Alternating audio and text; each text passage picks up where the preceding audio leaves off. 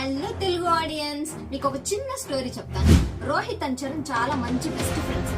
Rohit calm and decent గా books తో తన జ్ఞానాన్ని పెంచుకుంటాడు. చరణ్ మాస్ అబ్బాయి, ఫైటింగ్స్ ఎక్కువ చేస్తాడు.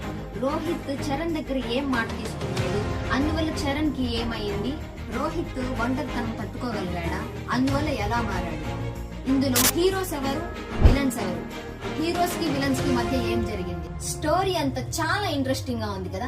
యాక్షన్ ఫిల్మ్ అంటే ఇష్టమున్న వాళ్ళు ఇంకా బాగా చూస్తారు, చాలా బాగా నచ్చుతుంది. మన తిరుపతిలో చాలా కష్టపడి వెంకట్ గారు ఒక షార్ట్ ఫిల్మ్ అయితే తీశారు. షార్ట్ ఫిల్మ్ నేమ్ వచ్చి street fighters the war between two emotions. ఇందులో 2 phases ఉన్నాయి. phase 1 వచ్చి 25th రిలీజ్ అయిపోయింది.